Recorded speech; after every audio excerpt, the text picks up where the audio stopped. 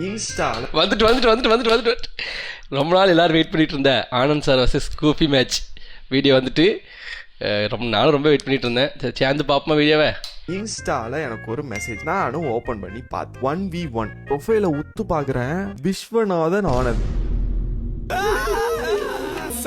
சரின்னு ChatGPT போட்டு பாக்குறேன். 5 times world champion, India's first grandmaster, Padma Vibhushan, Arjuna award, tiger of Madras, legend.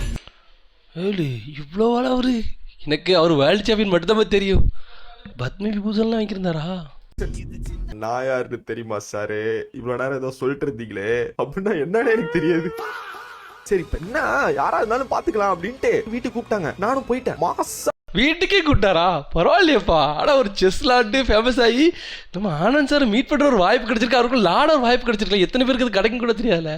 இதெல்லாம் உண்மையாக பெரிய விஷயம் தெரியுமா? இதெல்லாம் யார் ஆடினாங்கன்னு தெரியலையே.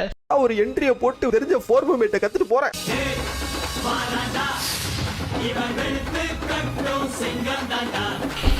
ஆடோல வரிசை ஆடவர். Meanwhile,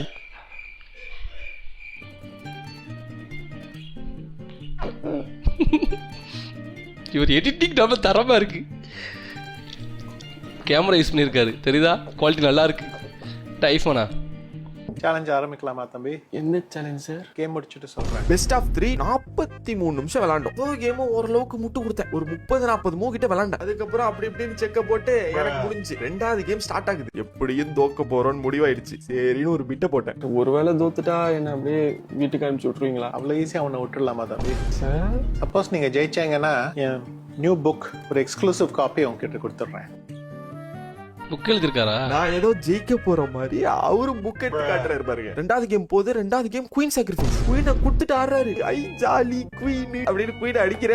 ஒண்ணுமே பண்ண முடியல. ஒரு பாயிண்ட்ல கேமும் முடியுது. நானும் தோத்துட்டேன். நானும் அப்படியே சார்ட்ட சொல்றேன், சார் முடிஞ்சு சார் அப்படின்னு. தெரியும் யூஸ்வலா உங்ககிட்ட தோக்குறவங்களை என்ன பண்ண வைப்பாங்க? சார் ஆடு ஆடு அதுக்கு தான் வெயிட் பண்ணிட்டு இருக்கோம். ஆடு